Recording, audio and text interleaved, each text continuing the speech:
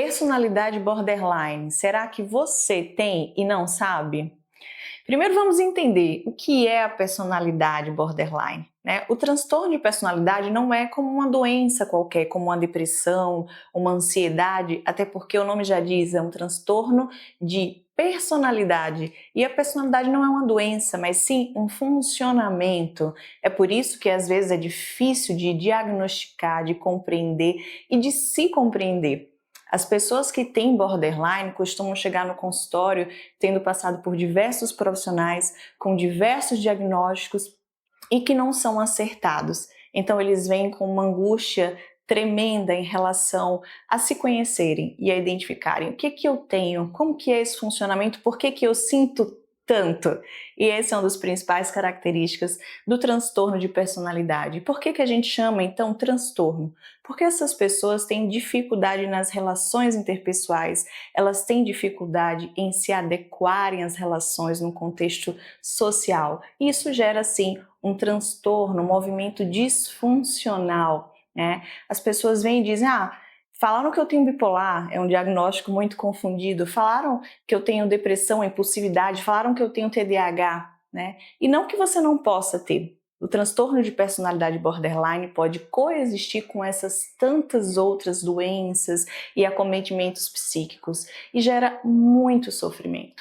A pessoa que tem a personalidade borderline, além da dificuldade nas relações interpessoais, de modo geral, não só afetivas, mas no ambiente de trabalho e com ela mesma, que é o ponto principal, né?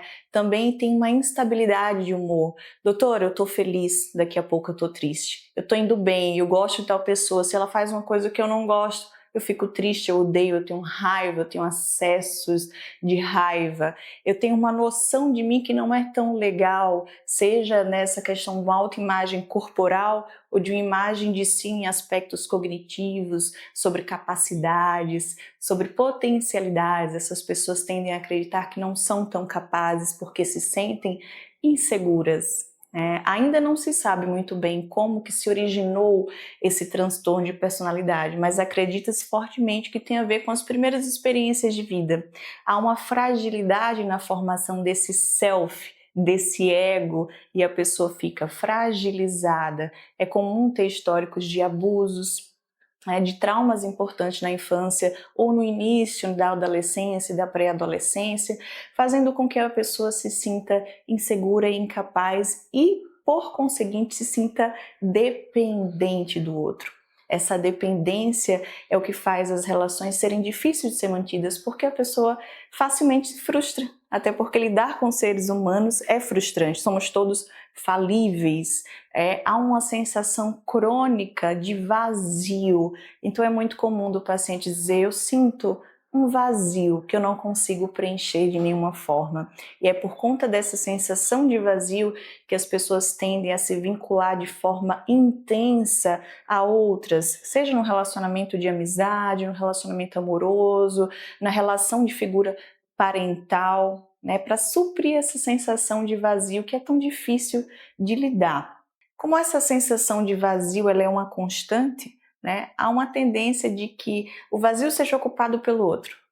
Diante da frustração, porque o outro nunca vai ocupar um vazio dentro de nós, isso é uma busca individual, íntima e um tanto solitária, há um processo de raiva, e por isso mesmo não é uma raiva normal do dia a dia, porque o sentimento de raiva é comum, mas é uma raiva que gera comportamentos autodestrutivos. É comum a pessoa que é portadora do transtorno de personalidade borderline ter esses comportamentos. E o que é um comportamento autodestrutivo? Pode ser uma automutilação, pode ser uma tendência maior a ameaças suicidas ou tentativas de suicídio, mas também pode ser um movimento de compulsão alimentar, de gastos excessivos que vão comprometer a vida financeira dessa pessoa, de um comportamento sexual desprotegido, que gere riscos e danos para essa pessoa. Então, como vocês podem perceber, não é fácil ser portador do transtorno de personalidade borderline, principalmente porque essas pessoas muitas vezes não sabem que tem. Elas acham que elas têm uma depressão leve, que elas têm um luto, que elas estão lidando com um transtorno bipolar, elas são medicadas para isso, elas usam da terapia para isso e não tem resultado. Tá? Por quê? Porque não é uma doença que tem somente um acometimento químico, mas é um processo do próprio funcionamento do ser humano e daquele indivíduo.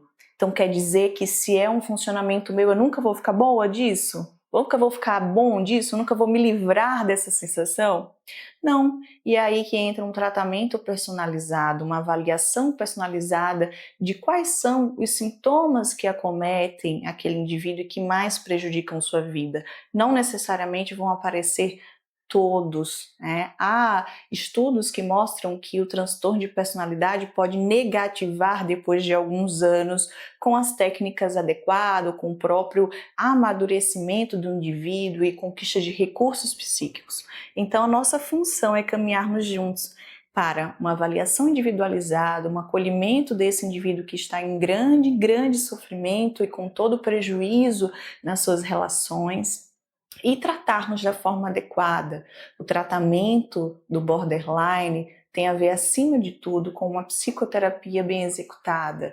Há diversos tipos de terapia, a mais conhecida para que diminuam esses comportamentos autodestrutivos é o transtorno, a psicoterapia dialética comportamental, né? Além de várias outras. A gente não tem uma medicação específica para o borderline, mas nós tratamos as comorbidades em volta desse transtorno, ou seja, a depressão, a compulsão alimentar, a ansiedade, o transtorno de uso de substâncias, os pensamentos de morte, de suicídio. Muitas vezes, a depender do grau de acometimento dessa pessoa, a gente vai utilizar de uma internação psiquiátrica breve para poder alinhar as medicações, para poder fazer uma psicoterapia de forma mais intensiva.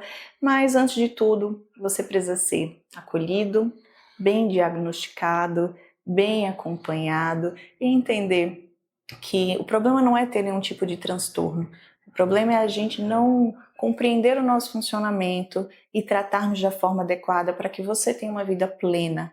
Inclusive, eu não tenho o hábito de gravar os critérios diagnósticos, né, nos meus vídeos, mas falando em borderline, para que o paciente se sinta mais seguro, eu acho super importante. Eu vou ler um pouco dos critérios aqui do DSM-5, que é o nosso livro aí para a gente poder estudar e fazer um diagnóstico mais técnico. São 9 critérios, o paciente teria que cumprir pelo menos 5 desses critérios, tá? Então eu vou fazer como costumo fazer com meus pacientes em momento de consulta. Primeiro critério, esforços desesperados para evitar um abandono real ou imaginado, né? Pela necessidade aí dessa segurança, o paciente acaba depositando no outro esse conforto, então ele quer evitar que ele seja desamparado, desassistido. Número 2, padrão de relacionamentos interpessoais instáveis, caracterizado pela alternância de extremos entre idealização e desvalorização. Então, em um momento você pode amar a pessoa porque ela está atendendo às suas expectativas e no outro momento, se ela rompe ou se ela te frustra, você fica irritado e as relações são instáveis, cheias de conflitos, né, e até com agressividades físicas e momentos verbais. 3, perturbação da identidade, uma instabilidade acentuada e persistente da autoimagem ou da percepção de si mesmo, seja no aspecto físico, como eu falei, ou no aspecto aí relacionado às suas potencialidades mentais e cognitivas, uma tendência a se enxergar menos do que realmente é. Né? Critério 4, impulsividade em pelo menos 2 áreas potencialmente autodestrutivas, né? Gastos, vida sexual, comportamento de automutilação, como eu já falei, comportamento de mais ameaças de suicídio. Critério número 5, recorrência de comportamentos, gestos ou ameaças suicidas ou comportamento automutilante. Critério número 6, instabilidade afetiva devido à acentuada reatividade do humor. É aquela coisa, o paciente pode ir de 0 a 100 de forma muito rápida, depender do que acontece no externo. Se dentro de nós as coisas não estão organizadas, o que vai comandar nossos sentimentos é o quê? É o que acontece fora de nós. Então a gente fica mais predisposto a ter reações, reatividade, se algo não vai bem. Se está tudo bem lá fora, ok. Se não está tudo bem lá fora, explode e é mais difícil conter esses episódios de raiva, de frustração.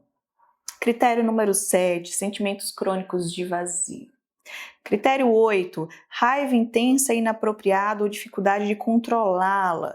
Né? As raivas, a pessoa ela é reativa, como já foi falado, mas a expressão da raiva é de uma forma muito mais gritante do que numa raiva normal, numa pessoa que não tem o transtorno de personalidade borderline. Critério número 9, ideação paranoide transitória associada ao estresse ou sintomas dissociativos. O que é isso?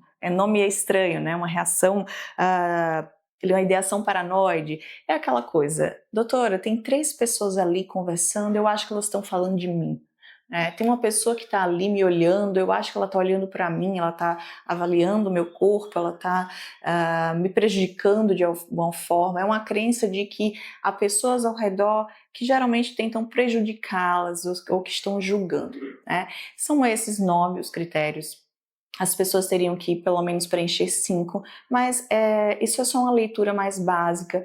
A forma como esses sentimentos são expressos pode mudar de pessoa para pessoa, e é por isso que o diagnóstico não é através do vídeo, precisa de uma avaliação individualizada, de uma escuta muito atenta, uma escuta acolhedora para que você seja tratado da melhor forma e que nós possamos trazer uma vida mais leve e plena, que é sempre possível.